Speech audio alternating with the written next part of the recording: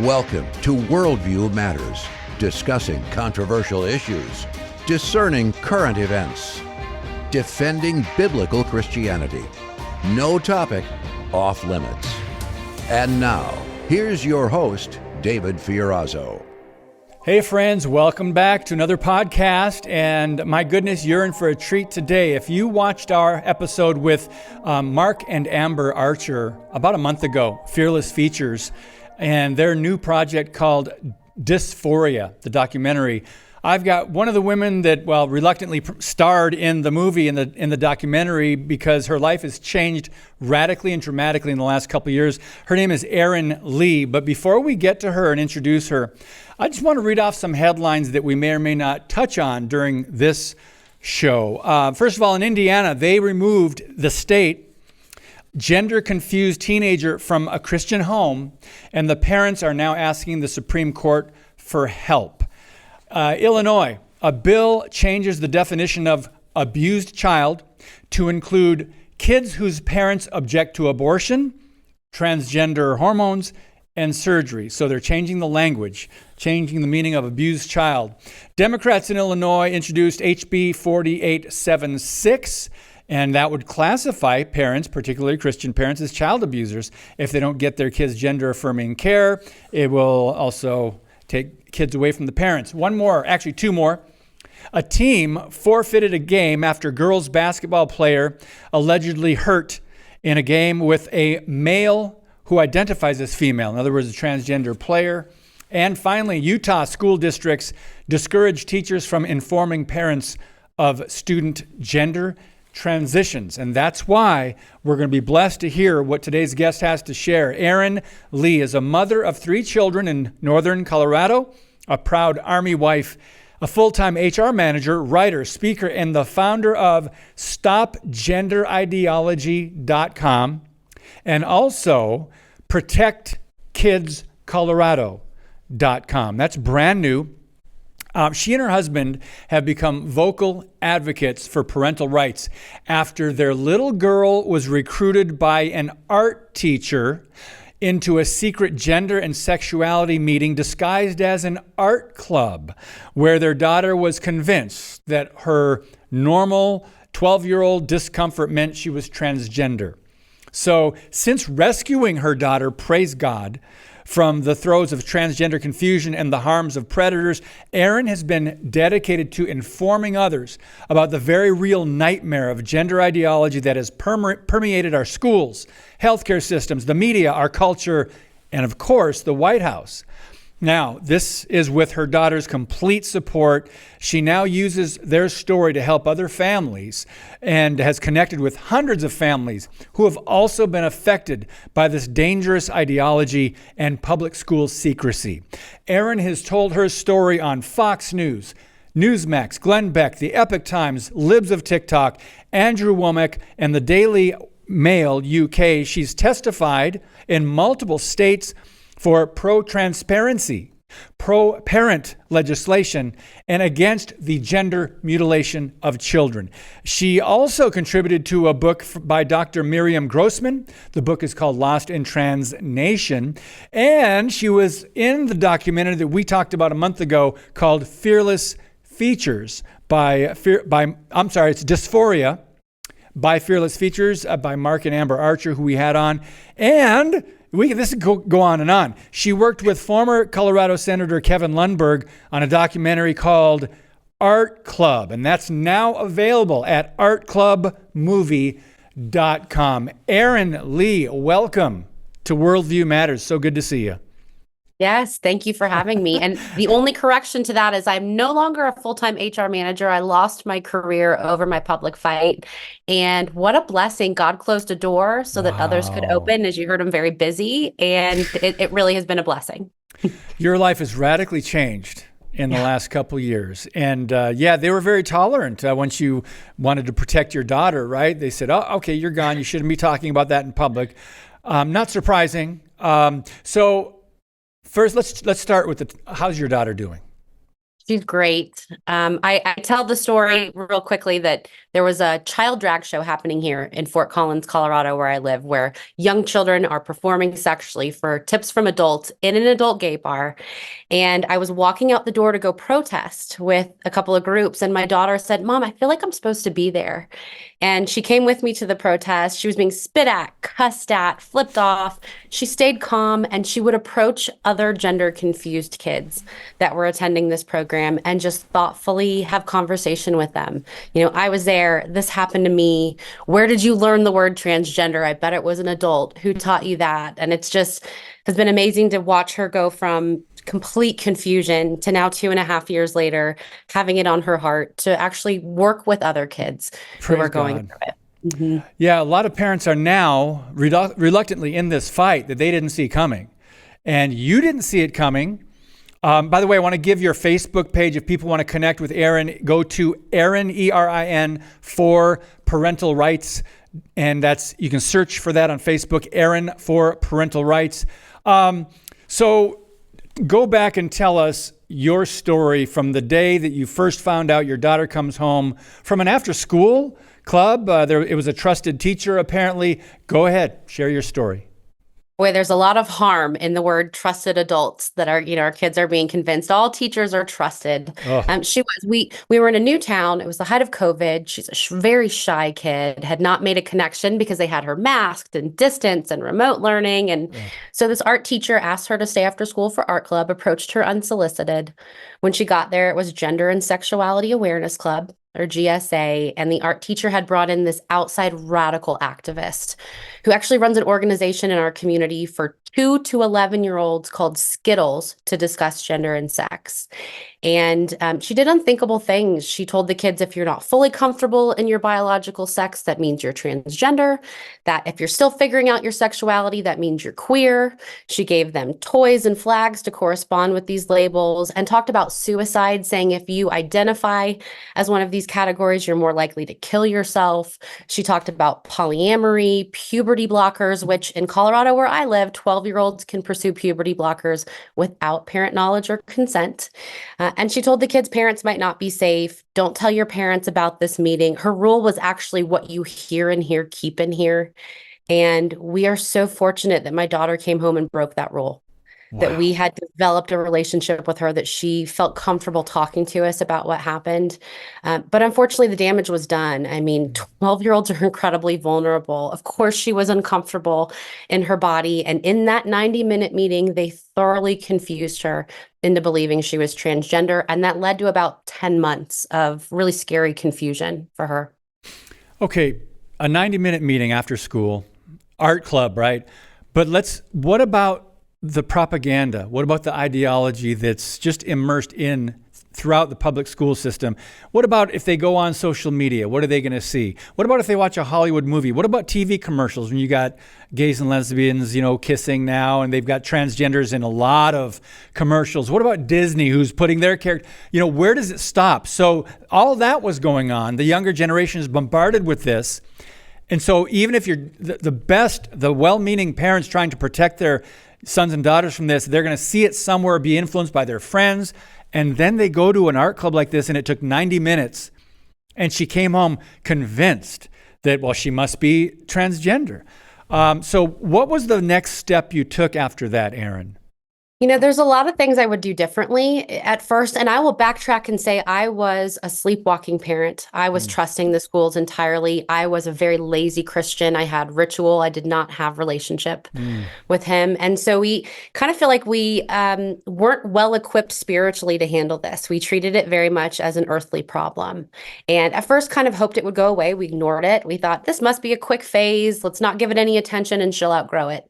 And she continued to get worse. The dark cloud grew.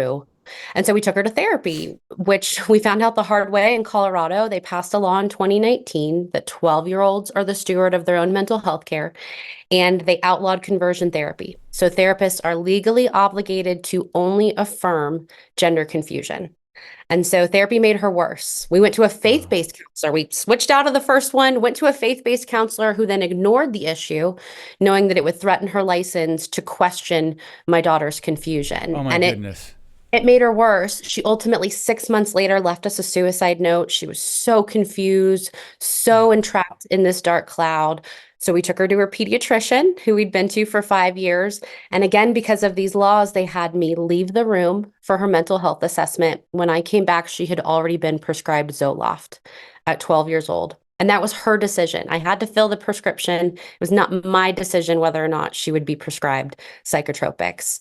And the reality is we were throwing Band-Aids at a problem, but we weren't addressing the root issue. We were addressing the depression. The pills did not help her. It was only when we, about 9 months later, took a really direct approach and just had very blunt conversation. And we'd been planting seeds. We immediately removed her from the school. We immediately cut off internet access on her phone. We removed the video games. We removed toxic friendships. We replaced those things with, outside time and valuable family time. And that was hard. She despised us for removing these things that she had, become crutches for her. And we had to explain, you've done nothing wrong. We failed you as parents. We allowed way too much access to the internet, to toxic friendships, to the public school, to these influences. That's our fault. You are not at any fault here. So we had been planting seeds. But it was when we took a direct approach with her that she was finally relieved. I mean, when we sat her down and said, is this really what you want? Do you really think you're transgender? And you could see that she was relieved to have that off ramp, that she was waiting for us to be her lighthouse and give her an out to stop this facade. And we let her watch What is a Woman, the Matt Walsh documentary. And she looked at me and goes, Mom, why didn't I understand this was happening to me when it was happening? And it was like, well, you were vulnerable and taken advantage of. And she goes, well, how do I protect other little girls from going through this? And that's when I said, you let me tell your story. And we made the decision to go very public with what had happened to her. Wow. Praise God for that. Boy, there's so many things I want to ask you, but you started, one of your first things was stopgenderideology.com.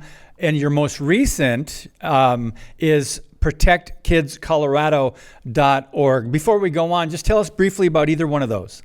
Yeah, so Stop Gender Ideology, that's my website. It's just meant to be a resource for parents to, one, inoculate your kids, younger kids, from this without even having conversations about gender and sex.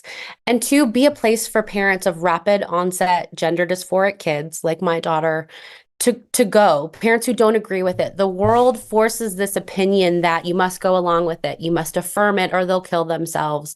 And parents are sold the lie. Most of them believe it. And I just wanted to be an outlet for parents who know it's not right and want help and support for walking their children through the confusion. And then Protect Kids Colorado, we just launched it. It's a broad coalition of parents, grandparents, concerned citizens coming together to protect kids in Colorado through the Citizens Ballot Initiative process. So our legislature, much like California, is so radical that they're passing insane legislation. We can't even play defense with these people. And so we're taking matters into our own hands and trying to put ballot issues on the ballot for voters to circle that bubble that they don't agree with what's happening in schools. Yeah. Parents, sadly, and grandparents, some grandparents, this fight is at your doorstep. And unfortunately, you've got to act. You've got to take advantage of these opportunities here and this information that you can get from people who've been through it, like Erin Lee. We've got to take a very brief pause. When we come back on Worldview Matters, we're going to talk more about Stop Gender Ideology, what you can do to raise awareness about this. Today's show is brought to you by Harbinger's Daily, world news biblically understood. Stay informed at harbingersdaily.com.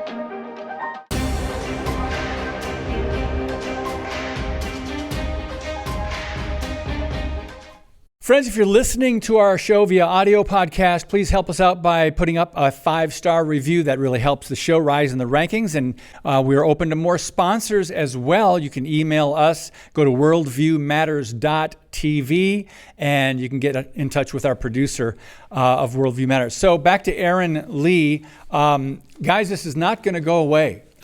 Some of us have been writing about this for over a decade. I remember Target was one of the first corporations, maybe not the first, but back in 2016 or 2017, they changed their bathroom policy to allow transgenders to use their bathrooms. In 2012, I think that's when they had their first Pride section or LGBTQ section with merchandise in their stores. And it's just, this was so gradual and so subtle, Erin, and it's been going on for a long time in the schools, and now more parents are finding out, but some a little too late. So wherever you want to go next, you can talk about art club, whatever you want to touch on next, go ahead. Yeah, well, I think I represent a large population of parents who are apathetic and willfully ignorant on the issue. You're right. This has been a growing issue for over a decade. I think we really turned up the heat around 2015. There's a great book about this issue that I refer all parents to when this happens to them, Irreversible Damage by Abigail Stryer. And she really chronicles that, how did we get here? Who's the target of this issue? And you're right. Most parents don't realize it's happening until it's too late. And it's already happened to us. And that's such a big part of why we speak up to educate people, why we made the film Art Club. Again, available artclubmovie.com. It's on Rumble and YouTube. It's free. And it was on our heart to make sure that it stayed free. Thank you. Because people who need to hear our story the most are those who are not going to go through a paywall and pay to watch this film. And it's a chronicle of our story, our family. You know, we're just a normal, average family. Again, we were pretty apathetic. We were lazy in our faith. We were not paying attention to the schools, not paying close attention. I couldn't have told you anyone on my school board before this happened. And we just can't emphasize enough that this is happening everywhere, to thousands and thousands of families. And most of them are still in the thick of it. They're still trying to rescue their little girls or sons from this identification. And so we're in a rare position that, thank God, we have saved our daughter and we can be their voice. I've actually had thousands of families reach out through multiple networks that I belong to. It's such a prevalent issue. Yep. I believe a recent study came out that 1 in 3 Gen Zers identify as LGBTQ. I mean, everyone listening knows someone who's been affected by gender ideology. And friends, let's just emphasize from a spiritual perspective, this is demonic and it is on purpose. Let's just make sure everybody understands that. And by the way, that's 1 out of 3 now. That's good marketing. I mean, for evil. I call it the marketing of evil. But you mentioned the school board, and over on your Facebook page, there's a recent school board meeting. You got the president up there of the school board in, I guess where your daughter was, in Colorado. So she's got a rainbow mask on.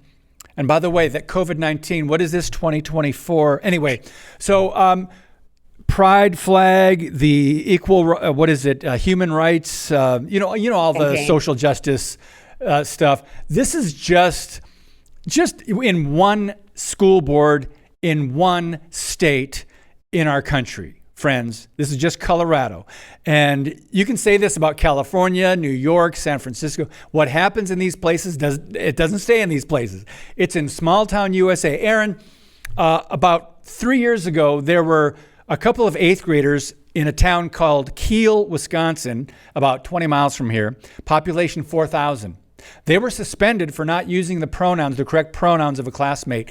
This is small town USA. It's not just in the big cities, and I know you can attest to that. What city was this, by the way, the school board? So Fort Collins, Colorado is where our school board is based. I live in a suburb, a very conservative suburb. It's a horse town where we were entirely red area, and they targeted us because we were conservative. So I can attest to it's happening in conservative communities. I've talked to parents in rural Nebraska, rural Texas, Florida. You're not immune. Like you said, what happens in Colorado and California does not stay here. That's right. And by the way, what happened to you, Colorado?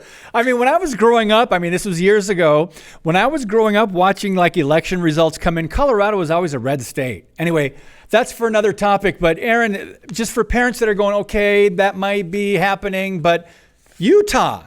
School districts discourage teachers from informing parents of student gender transitions. It's not just Utah, and you'd think that was maybe a conservative state. But let's go over to this Indiana case because they're trying to get the Supreme Court to take up this case.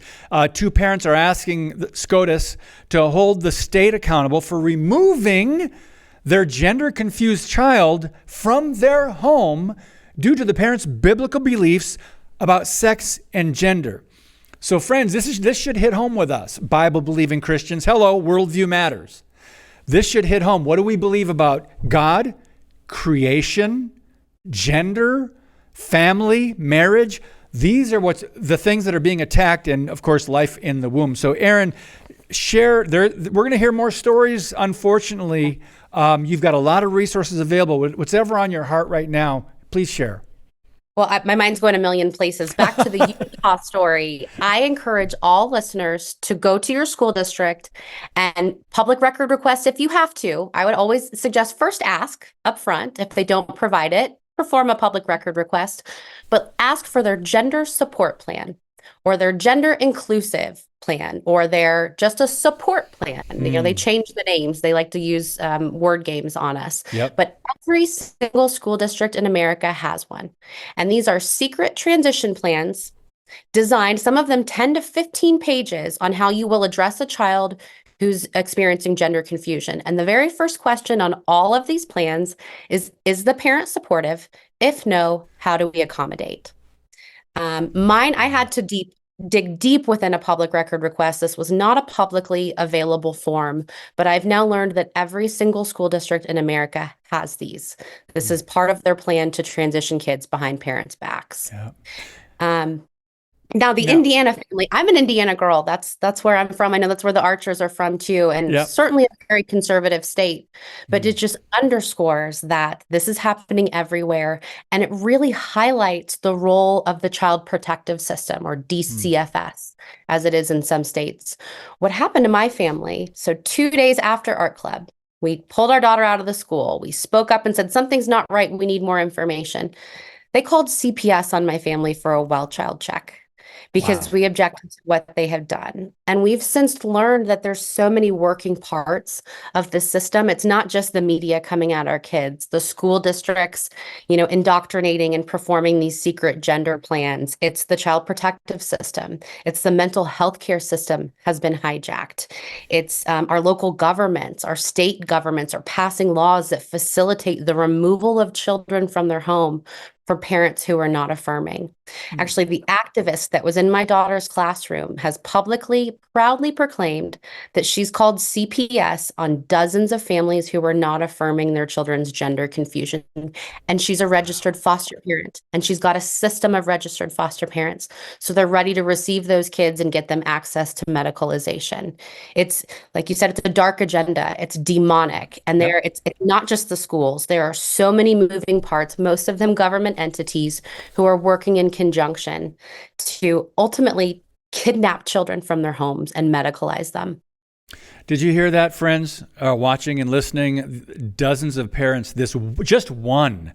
And you know how many activists are? I don't even want to know the numbers, but just one activist in this one school called Child Protective Services, basically, on dozens of parents. So Christians, we have a battle on our hands. Erin, I loved what you shared in the Dysphoria documentary. What did you learn about parents' rights? Because they were telling you, I believe, if I remember right, they were telling you, no, once the kid is in the school door, once they're in the school doors, we own the kid, right? Parents don't have rights. What did you learn about that? Yes. I actually filed a federal lawsuit. America First Policy Institute, Pam Bondi is on my legal team, and our case was dismissed 2 days before Christmas. Now, the good news is we've amended and refiled, and we will appeal to every court humanly possible. We will never give up on this suit. But within that decision, the federal judge said that state authority usurps parental authority. So if you put your children in our public schools, they are no longer your children. That was an official decision from a federal judge in our initial dismissal. So they're saying the quiet part out loud. Yeah. If you put them in these schools, they're not your children anymore. They're the state's children, and we have full authority to do anything we want with them. I don't think there's any stronger argument for homeschool than that federal judge's decision. And I urge all parents to pull your kids out of public schools. I used to be a teacher. I'm not anti-teacher. I just recognize that the system is fundamentally broken from the top down. There are plenty of good teachers that are stuck in the system, but the system is broken. And to put your kids in public schools, whether it's pronoun conversation, transgender reading assignments, I mean, they plant such subtle seeds in our kids' minds that it's almost undetectable. And it's no longer safe to put your kids in a public school. I think our audience gets it, but you've got to share this video, friends. And by the way, pause when you hear each one of these. look Erin up on Facebook at Erin for Parental Rights. And then you can go to the one in Colorado, protectkidscolorado.org. Go ahead and pause the video. Protectkidscolorado.org. You can go to artclubmovie.com. And Erin's website, stopgenderideology.com. Stopgenderideology.com. A lot of great resources there. And it's come to this, friends. Erin, where do you see this going? I think parents and the church got on board a little too late. Pastors were not talking about this from the pulpit. In fact, many pastors unfortunately shy away from this issue for whatever reason, cowardice, or it's controversial, or they don't want to lose people. I don't know, but where do you see this going? Because it just doesn't seem like we can catch up, but we've got to fight. So how do we find that balance? Yeah, Alex Newman, who's a journalist who's also in dysphoria, really gives a great explanation of how we got here, and it's critical theory. It started 100 years ago with John Dewey and Marx, and they said if we militarize the children, we can get them to do anything we want. And how they do that is confusing them down to the very fundamental core of who they are as human beings, of who God made them to be, male and female. And so this is all part of critical theory. Transgenderism is part of queer theory, and I fully believe that the next step on the ladder is pedophilia, is normalizing pedophilia. And I believe my line in dysphoria is, if the church is not going to stand between this evil and our children, what hope do we have? It's up to us as believers. It's up to pastors and our faith communities to stand up and speak up and stop being afraid, because there's way too much to lose and there's not a lot of time left. Yeah, and unfortunately, we've got to do it, friends. Thank you, Erin Lee, for doing what you're doing. Friends that are sharing this podcast, trying to raise awareness. The church has not. Who knows whether more pastors will wake up, but believers are shouting for our children to be protected and for the truth to come out about these demonic ideologies and movements. And by the way, Alex, his book, Indoctrinating Our Children to Death, I had him on, I think, a month ago. He's a friend of ours here, a colleague at FreedomProject, which puts out Worldview Matters. And so love Alex. He was one of my favorite authors and international correspondents. But Erin Lee will have to do a follow-up, because this is not going to stop. You will keep working, and more developments will come. So Lord willing, we'll talk to you again in the near future. What do you think? Thanks so much for having me. You're There's welcome. no more important topic, so I appreciate you covering it. Oh, praise God. Thank you for your voice and for all that you're doing. May God protect you and enlarge your territory in Jesus' name. Thanks, Erin. All right. Friends, share the podcast, please. We really appreciate it. God bless you. And as always, keep speaking the truth about things that matter.